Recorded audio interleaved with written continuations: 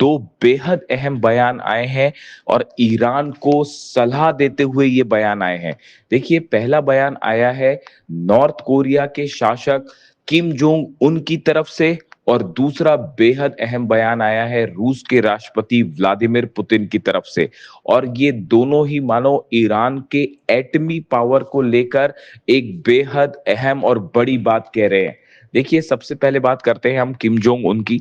North Korea के शासक Kim Jong Un ने एक प्रोग्राम के दौरान जिसमें वो मिलिट्री के अधिकारियों को संबोधित कर रहे थे, उसमें उन्होंने एक बेहद अहम बात कही। किम जोंग उन की तरफ से कहा गया कि पिछले चंद महीनों के अंदर ईरान को लेकर अमेरिका की जो पॉलिसी देखने को मिली, जो एग्रेशंस देखने को मिले, जंग देखने को मिली, उसके बाद नॉर्थ कोरिया ने बड़ा फैसला लिया है। नॉर्थ कोरिया ने अपने एटमी हथियारों को तेजी से बढ़ाना शुरू कर दिया है। किम जोंग उन का कहना है कि अमेरिका और इजराइल जैसे देशों का सिर्फ एक इलाज है कि देश के एटमी पावर को बढ़ाया जाए, एटमी शक्ति को बढ़ाया जाए, ताकि अमेरिका और इजराइल जैसे देश हमला ना कर सके। देखिए, ये बेहद अहम बात है जो किम जोंग उन कह रहे हैं। किम जोंग उन ने एक बात और कही कि आजकल जो राष्ट्रवाद की परिभाषा अमेरिका और इजराइल जैसे देशों में देखने को मिल रही है, यूरोप के कुछ देशों में देखने को मिल रही है, ये बेहद खतरनाक है। और इस विचारधारा के चलते कई देशों पर हमले की कोशिश हो रही है, हमले हो रहे हैं।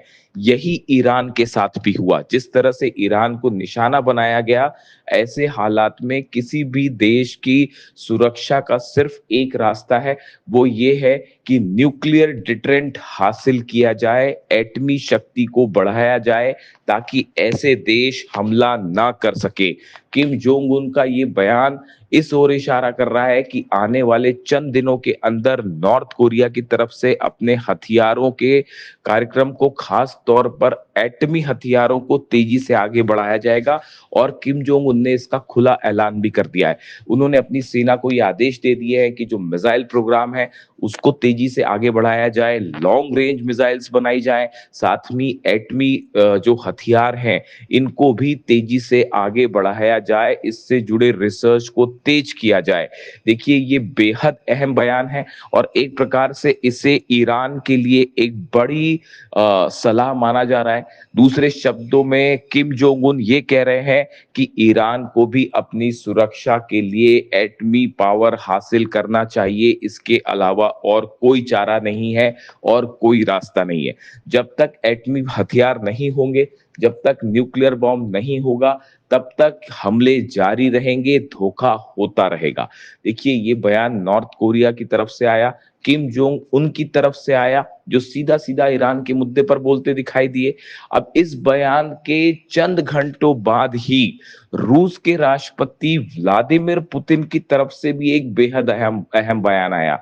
देखिए, व्लादिमीर पुतिन भी एक सेना से जुड़े कार्यक्रम को संबोधित कर रहे थे और उस दौरान उन्होंने कुछ ऐसी बातें कही जो इस ओर इशारा कर रही है कि आने वाले वक्त में जल्द ही एक बड़ी जंग छिड़ सकती है।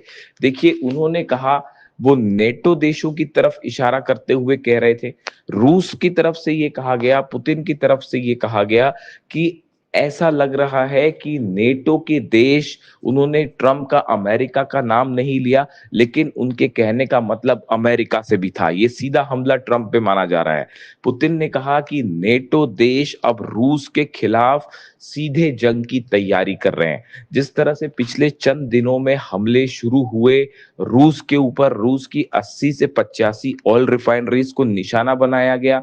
अब पुतिन का कहना है कि जिन हथियारों से हमले हो रहे हैं, रूस को जिस तरह से निशाना बनाया जा रहा है, ये नेटो देशों की, अमेरिका की साजिश है और नई जंग भड़काना चाहते हैं नेटो के देश। इसके साथ ही देखिए, पुतिन ने भी एक बेहद अहम बात कह डाली है। पुतिन ने ये कहा है कि रूस की सेना अपने एटमी हथियारों के रिसर्च को बढ़ाएगी, अपने एटमी हथियारों के जखीरे को मजबूत बनाएगी। देखिए ये बात वही है जो किम जोंग उन कह रहे हैं, और किम जोंग उन के बयान के चंद घंटों के अंदर ही पुतिन का भी ये बयान आया, और पुतिन का भी कहना यही है। दूसरे शब्दों में पुतिन ये कहते दिखाई दे रहे हैं कि नेटो देशों के एग्रेशन के खिलाफ, अमेरिका के हमलों के खिलाफ अगर कोई सबसे अच्छी नीति है सुरक्षा की, तो वो नीति है एटमी हथियार बनाना, लॉन्ग रेंज मिसाइल्स होना।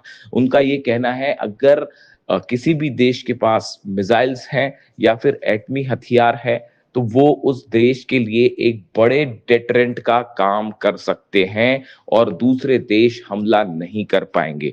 देखिए जिस तरह से ईरान पर हमले हुए, ये कहा गया कि ईरान अपना न्यूक्लियर प्रोग्राम आगे बढ़ा रहा है, ईरान एटमी हथियार बना रहा है, जबकि ऐसा कुछ नहीं था। पूरी तरह से झूठी और बेसलेस बात थी, जिसके आधार पर ईरान पर लगातार हमले किए अमेरिका ने। लेकिन नतीजा सामने है, अमेरिका और इजराइल को इस जंग में मुंह की खानी पड़ी।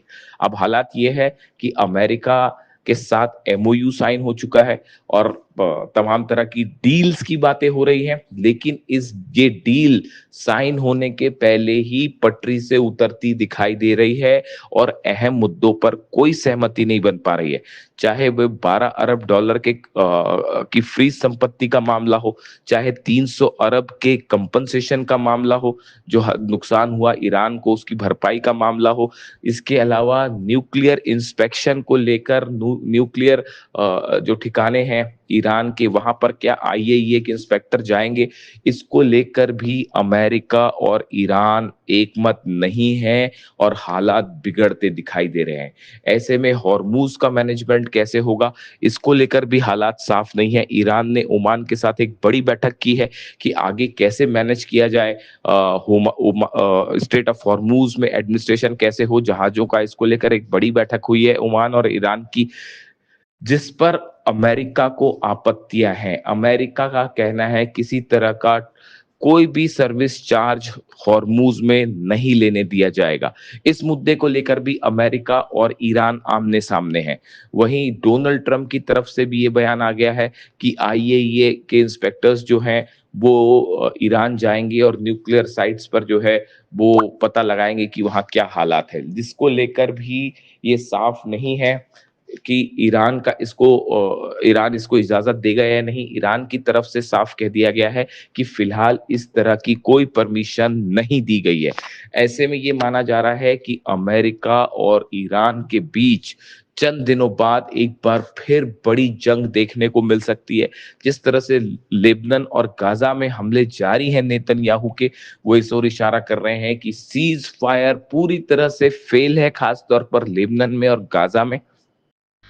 इन हालात में जहां पूरा मिडिल ईस्ट एक बार फिर जंग की ओर बढ़ता दिखाई दे रहा है धीरे धीरे, ऐसे में रूस की तरफ से और नॉर्थ कोरिया की तरफ से ईरान को बड़ी वार्निंग्स आई हैं, बड़े संकेत दिए गए हैं, और दोनों ही बयान पुतिन और किम जोंग उन के, जो कि ईरान की जंग की ओर इशारा करते हुए ये कहा गया कि अगर सुरक्षा का कोई रास्ता है तो वो सिर्फ एटम बम है। देखिए सीधे तौर पर पुतिन ने ईरान का नाम नहीं लिया, लेकिन नॉर्थ कोरिया के तानाशाह जो हैं उन्होंने किम जोंग उन की तरफ से ये सीधा सीधा ईरान की जंग से जोड़कर इसको बात को कहा गया, और उन्होंने साफ कहा कि अमेरिका और इजराइल जैसे देशों का हमलों का कोई अगर इलाज है तो वो इलाज है एटमी डेटरेंस हासिल करना। अब इस बयानों को ईरान किस तरह से लेता है, ये बात अभी किसी तरह का कोई रिएक्शन ईरान की तरफ से फिलहाल नहीं आया है, लेकिन इसे एक बड़ी सलाह मानी जा रही है ईरान के न्यूक्लियर प्रोग्राम को लेकर। और इसने एक बार फिर ये बहस छेड़ दी है कि क्या ईरान को अपनी सुरक्षा के लिए एटमी हथियार बनाना चाहिए। क्या जब तक ईरान के पास एटमी शक्ति नहीं होगी तब तक बार बार अमेरिका और इजराइल धोखा करते रहेंगे, डील के नाम पर दगाबाजी होती रहेगी और मौका देखते ही फिर से ईरान पर हमला होगा। इन हालात में क्या किम जोंग उन की सलाह ईरान को माननी चाहिए और न्यूक्लियर हथियार की दिशा में आगे बढ़ना चाहिए, ये वो सवाल है जो एक बार फिर सोशल मीडिया में चर्चा का मुद्दा बना हुआ है। इससे जुड़ा जो भी अपडेट होगा वो आप तक पहुंचाएंगे। वीडियो कैसा लगा कमेंट करके जरूर बताइए। Thank you so much.